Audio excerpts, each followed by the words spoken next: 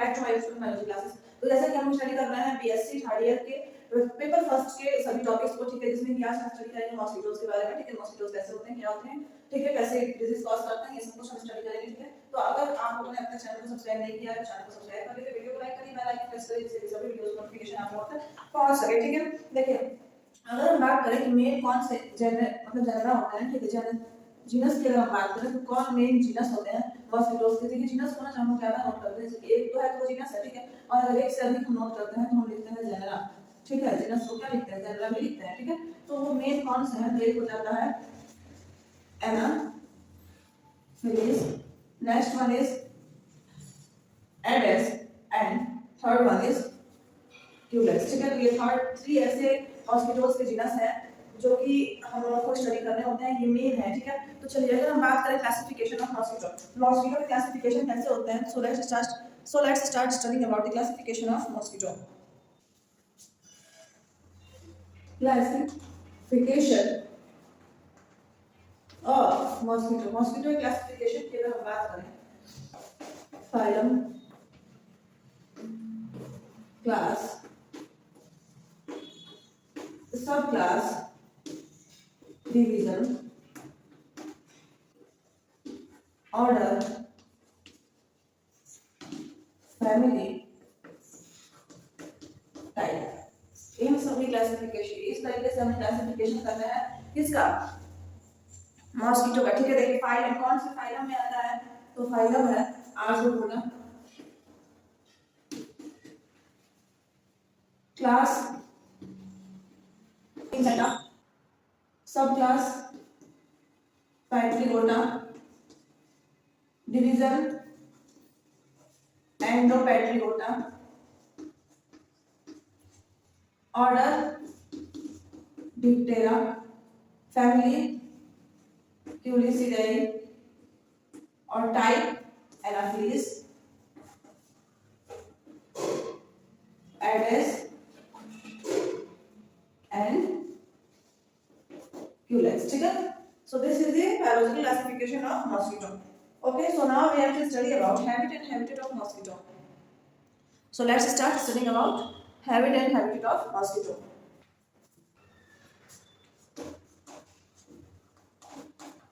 Habitat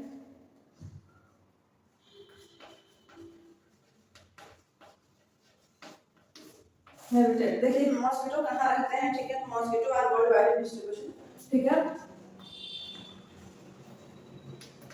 world wide in distribution, यानी अगर हम बात करें कि मॉस्किटो कहाँ पाए जाते हैं, तो मॉस्किटो पूरी दुनिया में पाए जाते हैं, फैले हुए हैं, ठीक है। They are nocturnal in habit, ठीक है। हैबिट की बात करें तो ये हैबिट में कैसे होते हैं,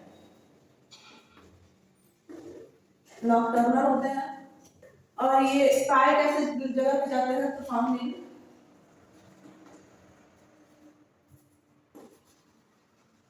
डम या फिर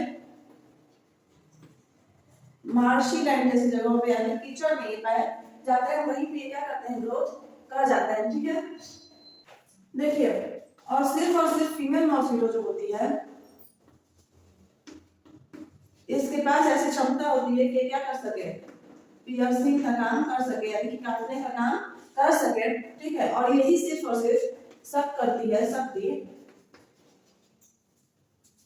blood from human beings and animals. Human being और एनिमल में पियर्स करने का, सब करने का काम सिर्फ और सिर्फ कौन करती है, फीमेल मॉस्किटो ही करती है, ठीक है। और देखिए ये बहुत ही इरिटेटिंग इंसेक्ट होते हैं, नॉक्टर्नल तो होते ही है हैबिट में, प्लस और ये कैसे होते हैं, एंड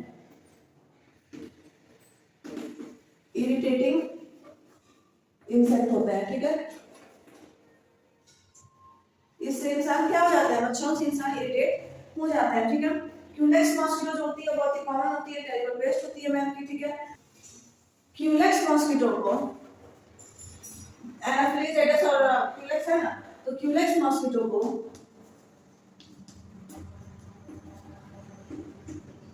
न्यूसेंस मॉस्किटो के नाम से भी जाना जाता है, ठीक है। अगर हम बात करें डेंगू किसकी वजह से होता है, तो डेंगू कौन सी मच्छर काटती है, तो होता है एडेस मच्छर के काटने से डेंगू होता है। ठीक है, क्लियर हो गया। तो ये था इसका habit and habitat. Habit and habitat of mosquito भी क्लियर हो गया। आई होप अब हम लोगों को पढ़ना है डैमेज। ठीक है, सो let's start understanding about damage bye mosquito. Okay,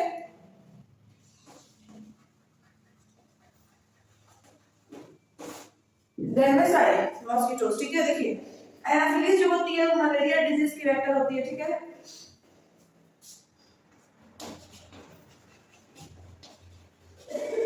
Anopheles जो होती है ये कौन सी डिजीज कॉज करती है, तो मलेरियल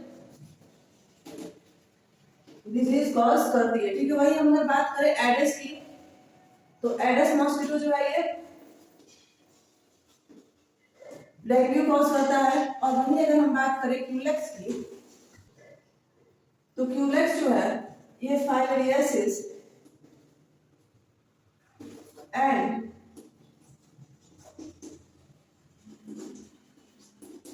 एलिफेंटियासिस डिजीज कॉज करता है। ठीक है, एडिस से डेंगू तो होता ही है एंड येलो फीवर भी कॉज होता है। येलो फीवर भी कौन कॉज करता है, एडिस मॉस्किटो ही कॉज करती है। ठीक है, जब एडिस मॉस्किटो बाइट करती है तो या डेंगू होता है या फिर येलो फीवर होता है। ठीक है, देखिए डैमेज क्लियर हो गया। अब हमें पढ़ना है लाइफ हिस्ट्री ऑफ एनाफिलिस। ठीक है, सो let's start understanding about life history of Anopheles.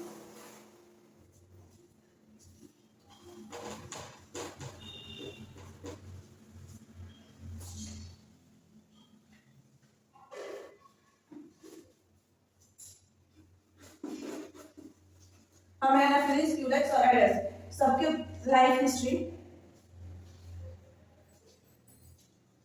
को स्टडी करता है। ठीक है, तो देखिए सबसे पहले हम पढ़ लेते हैं लाइफ हिस्ट्री ऑफ एनाफिलिस और इनके डायग्रामेटिक रिप्रेजेंटेशन भी हमें करते चलना है। ठीक है, तो देखिए एनाफिलिस जो होती है वो स्लेंडर बॉडी होती है। ठीक है, एनाफिलिस कैसी होती है, स्लेंडर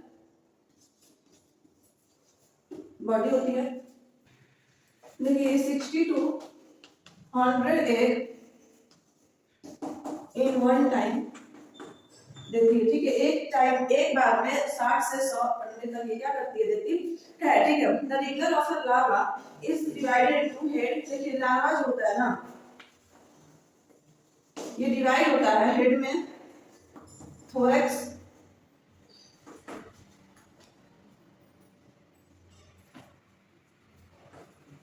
एंड एब्डोमेन में। ठीक है,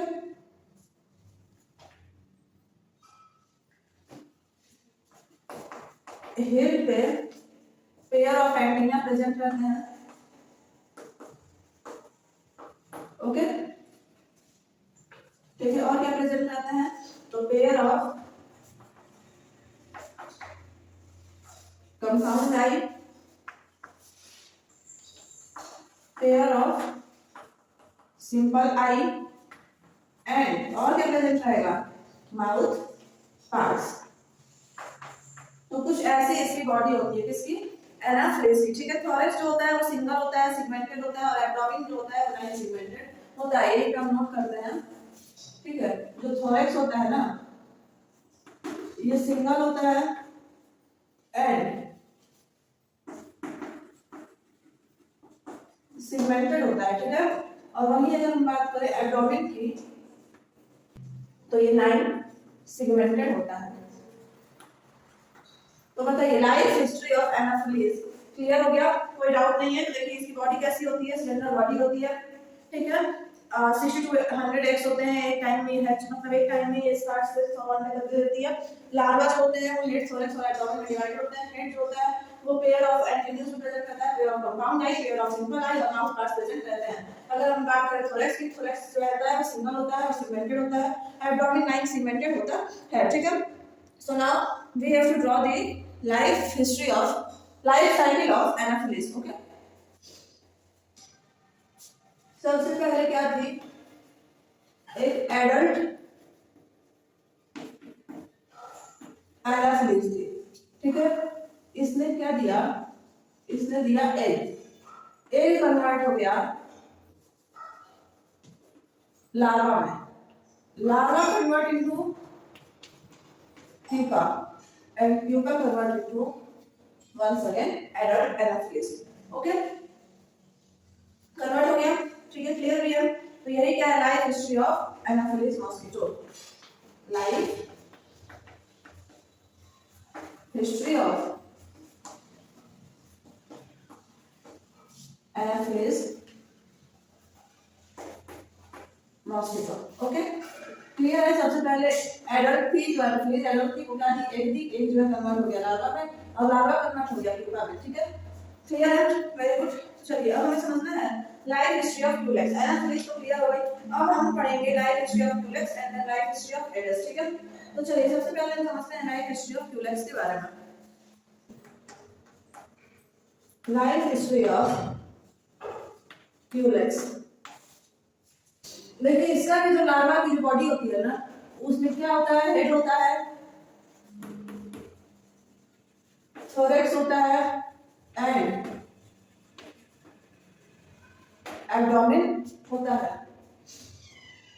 हेड में क्या होता है, तो head bears two antennae,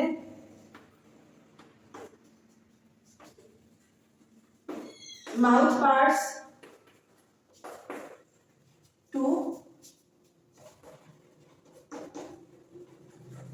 compound eyes, mandibles and maxillae।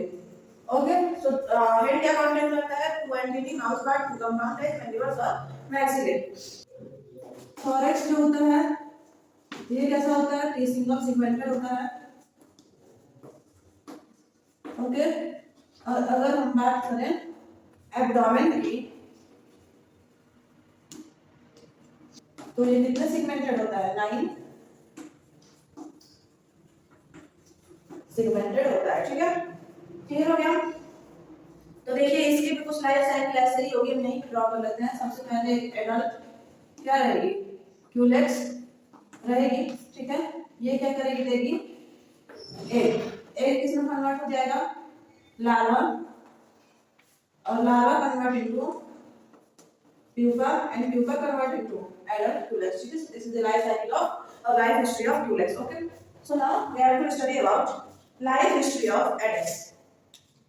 Okay, anaphylis clear हो गया, culex clear हो गया, अब हमें समझना है life history of adults।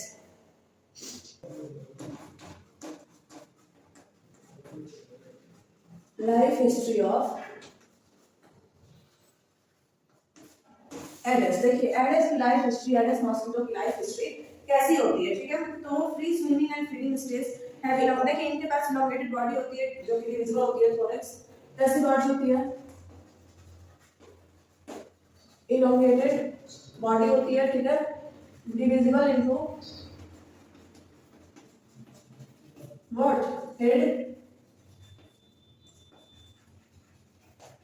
thorax and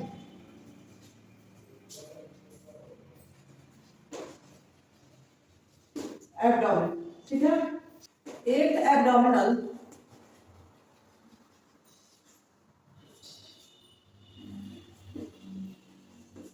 segment पे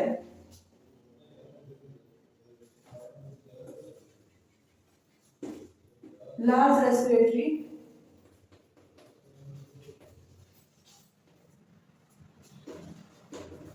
सिफॉन प्रेजेंट रहता है। ठीक है, अब वही हम बात करें लाइन एब्डोमिनल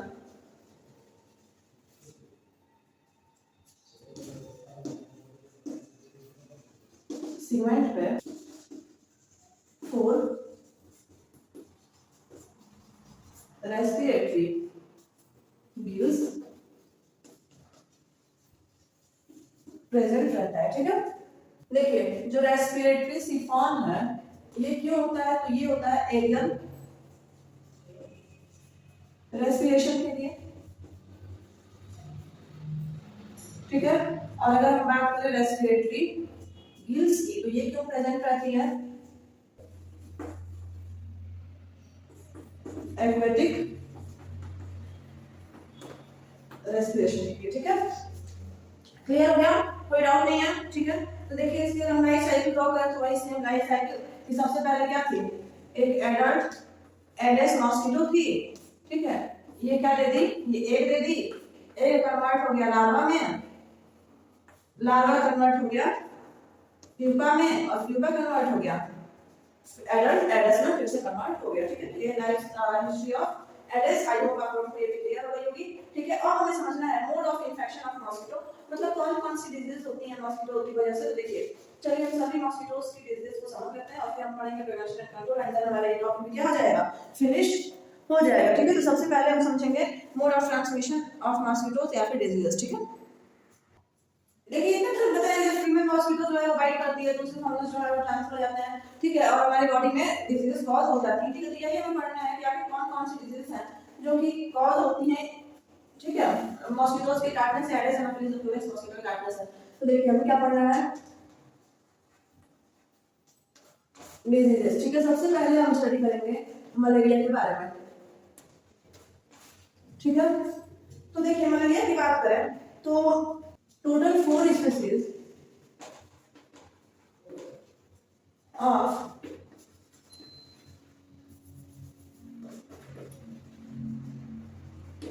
प्लाज्मोडियम होती है जो रिस्पॉन्सिबल होती है किसके लिए, मलेरिया कॉज करने के लिए, ठीक है।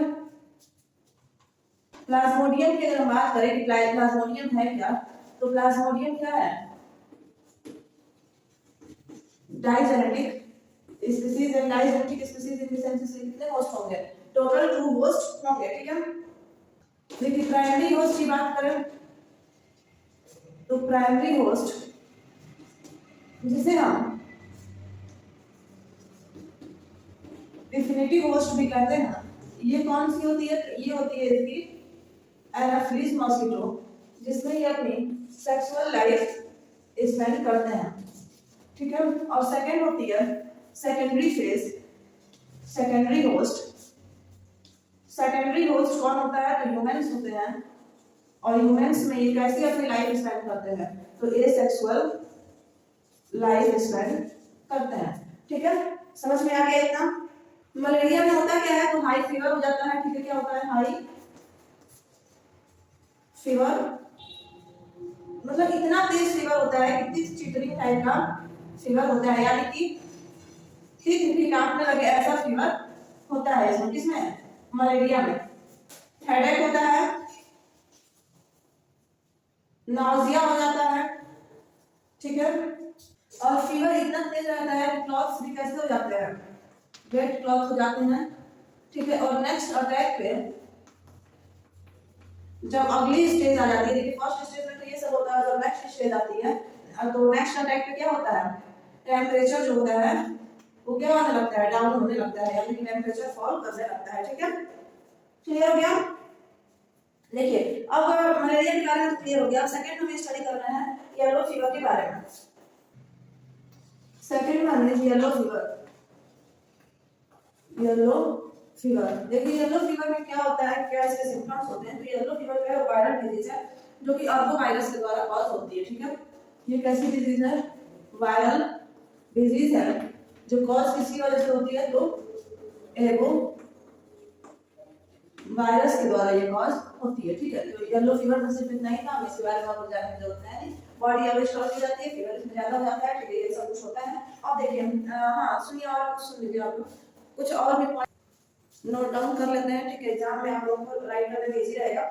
जो पेशेंट होते हैं येलो फीवर से, उनको अचानक फीवर आ जाता है, ठीक है। क्या होता है, सडन फीवर विथ, सिर्फ फीवर नहीं आएगा, विथ सेवर हेडेक, फीवर के साथ साथ सिर में भी दर्द यानी कि हेडेक भी रहेगा। एंड और क्या होगा, पेन इन दी बोन्स, हड्डियों में क्या होगा, दर्द रहेगा। और क्या होते हैं इसके सिम्टम्स, तो फेसेस जो होते हैं वो फ्लश हो जाते हैं, ठीक है। फेसेस कैसे रहेंगे, फ्लश रहेंगे, स्वेलन रहेंगे, ठीक है। और स्किन कैसी हो जाएगी, स्किन ड्राई हो जाती है। ठीक है, तो ये कुछ सिम्टम्स है किसके येलो फीवर के, और इस तरीके से येलो फीवर होता है। ठीक है, चलिए क्लियर हो गया। अब हमें समझना है इंसेफेलाइटिस डिजीज के बारे में। ठीक है, थर्ड है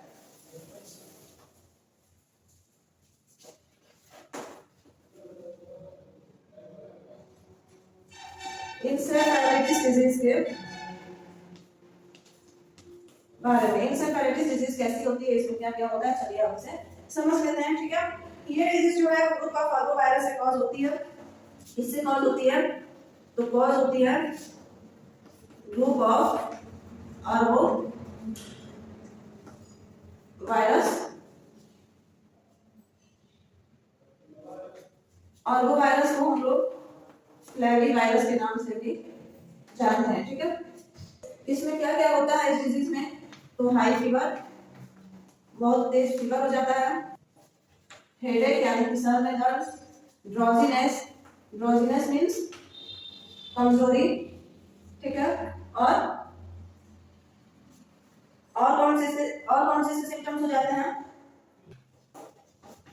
इन्फ्लेमेटेशन ऑफ ब्रेन यानी कि चक्कर आना। ठीक है, तो ये कुछ इसके सिम्टम्स हो जाते हैं। ठीक है, और इससे कॉज होती है, तो आर्गो वायरस से कॉज होती है, जिसे फ्लाई वायरस भी कहते हैं। सो this is all about encephalitis disease. Okay, तो देखिए येलो फीवर और इंसेफेलाइटिस डिजीज भी क्लियर हो गया, मलेरिया ऑलरेडी क्लियर था।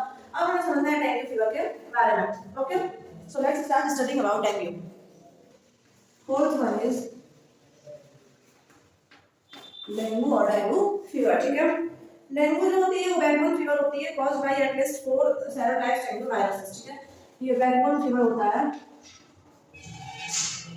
Backbone fever caused bye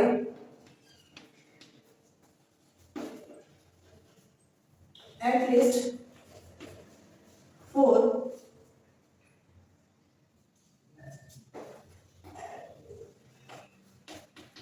serotypes dengue viruses. ठीक है, इसमें क्या होता है, तो सडन हाई फीवर, अचानक से तेज बुखार आने लगता है। ठीक है, sudden high fever with rash on the face, यानी कि फेस पे रेड या फिर किसी भी कलर में रैशेस होने लगते हैं। ठीक है, कौन सी डिजीज में, तो डेंगू पे।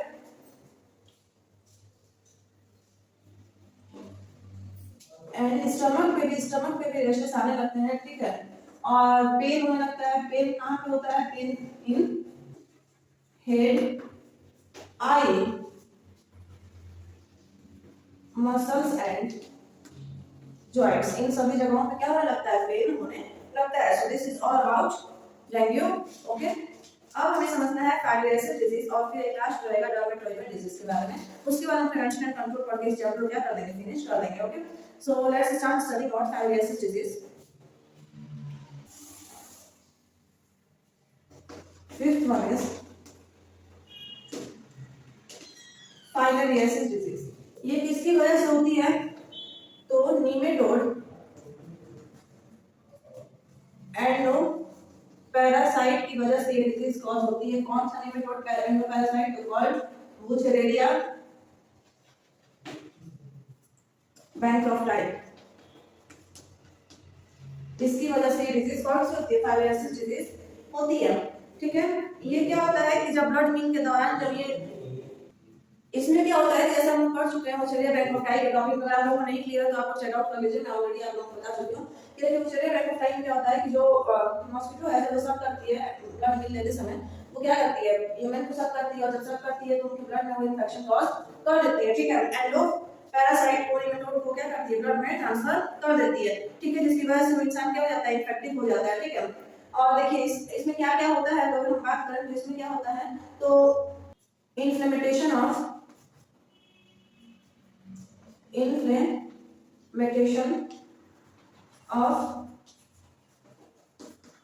lymph glands, scrotum, arms and legs। ठीक है, तो ये है फाइलेरियस डिजीज के बारे में। ओके, क्लियर हो गया। अब लास्ट हमें पढ़ना है दैट इज डर्मेटोइडल डिजीज के बारे में, एंड देन हमारा ये डिजीज नाम का टॉपिक क्लियर, इसमें फिर हम पढ़ लेंगे prevention and control and then mosquito क्या हो जाएगा, क्लियर हो जाएगा। ठीक है, तो सही समझते हैं डर्मेटोरिया डिजीज कैसी होती है, क्या होती है। 6 है डर्मेटोरिया डिजीज। ठीक है, तो देखिए ये डिजीज जो होती है वो कहाँ होती है, disease of skin of man and domestic animals. ठीक है, तो ये कैसी डिजीज है, तो skin of man and skin of domestic. ठीक है, so this is all about dermatoria disease. Clear है। अब हम इस टॉपिक का यानी कि मॉस्किटो नाम के जो चैप्टर है इसका हमें लास्ट टॉपिक पढ़ना है, that is prevention and control. I hope आप लोगों ने चैनल को सब्सक्राइब कर लिया होगा, नहीं किया है तो कर लीजिए। ठीक है, फर्स्ट टाइम विजिट कर रहे हैं तो हाँ शेयर करिए, क्लास 9 से 12 तक के बीएससी के सभी स्टूडेंट्स को शेयर करिए जिनका सब्जेक्ट बायोलॉजी है। ठीक है, देखिए प्रिवेंशन एंड कंट्रोल की बात करें तो सबसे फर्स्ट आता है elimination of breeding places. First क्या होता है, elimination of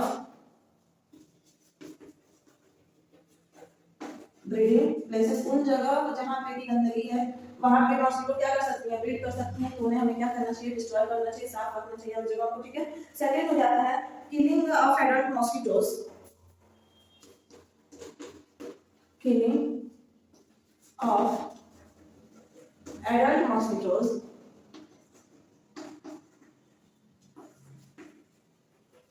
should be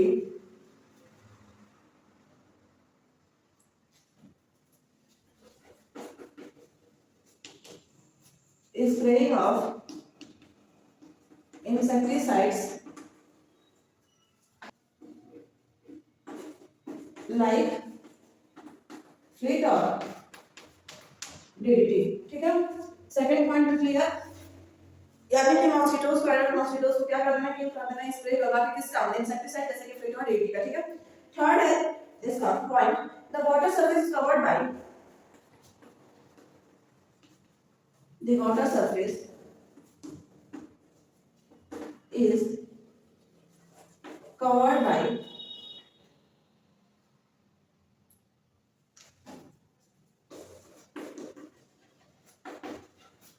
spraying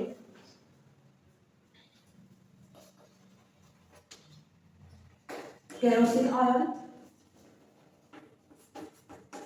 paraffin oil, petroleum, crude oil है। इससे क्या होगा, जो लावा रहेगा ना, लावा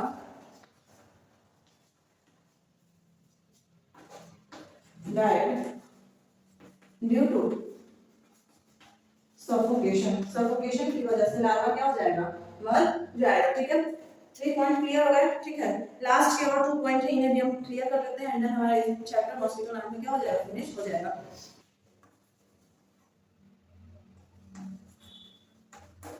mosquitoes nets should be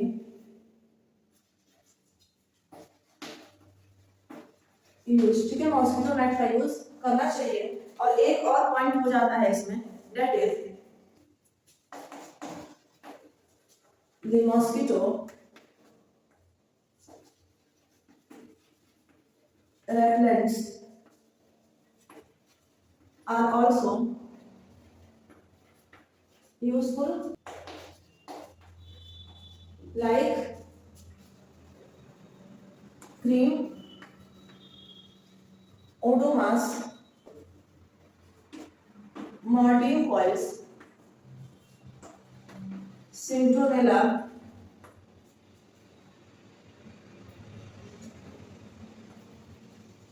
and Indolone,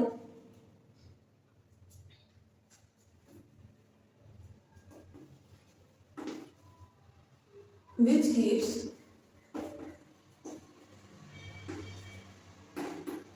mosquitoes away। ठीक है, तो ये थे कुछ प्रिवेंशन एंड कंट्रोल। अब यही हमारे ये टॉपिक, ये चैप्टर क्या होता है, फिनिश होता है। मॉस्किटो क्लियर हो गया। ठीक है, चलिए आई होप आप लोगों को पूरा क्लियर हो गया होगा। कोई डाउट है तो आप कमेंट कर दीजिए। ठीक है। आई होप आप लोग कोई डाउट वैसे नहीं होगा, अगर डाउट है तो क्लियर कर दीजिए, मुझे पूरी उम्मीद है आपने चैनल को सब्सक्राइब कर लिया होगा, नहीं किए तो फटाफट जाइए और कर लीजिए, ठीक है, शेयर करिए क्लास 9 स्टार तक सभी स्टूडेंट्स को, जो भी बच्चे बीएससी कर रहे हैं किस बायोलॉजी सब्जेक्ट से, ठीक है, जूलॉजी बॉटनी सब्जेक्ट हमको शेयर करिए, ठीक है, यहाँ पे जूलॉजी प्लस बाकी दोनों पढ़ाया जाता है, फर्स्ट ईयर से लेकर थर्ड ईयर तक 9 स्टार तक की बायोलॉजी पढ़ाई जाती है, ठीक है, तो आप सबको शेयर करिए, ओके, थैंक यू।